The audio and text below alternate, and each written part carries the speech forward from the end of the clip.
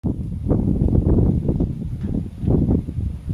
guys, how are you? Ayan, dito tayo ngayon sa Barangay Kadayakan. Dito tayo ngayon sa Kojak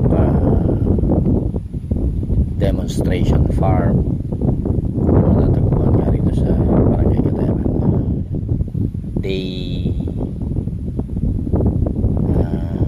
Pinatanim namin tong palay na variety ay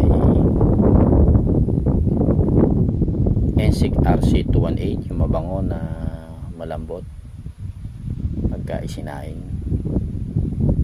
Isa sa pinakamasarap na bigas sa buong Pilipinas. Ito ay pinatanim namin noong July 3 at ngayon ay nandito ako sa pinaka mismong kubo namin at schedule kami magpa-spray ng pangdamo 6 to 8 days. Napakita ko sa inyo yung itsura ng pinatanim. Ayan, almost 5 hectares. Ayan, kailangan spray na namin ng pangdamo ngayon para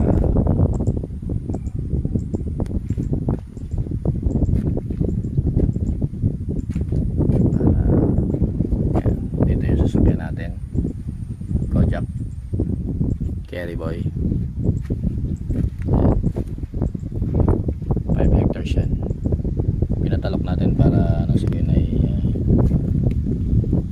makita natin yung difference ng tanim sa sabog tanim.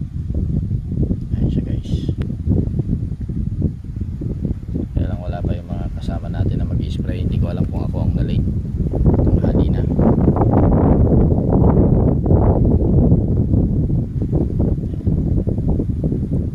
Sa kabila na yun ay may nag-land prep na rin.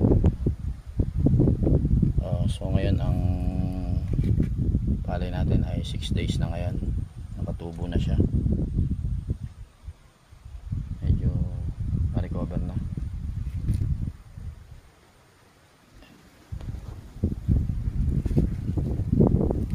Si Kojak.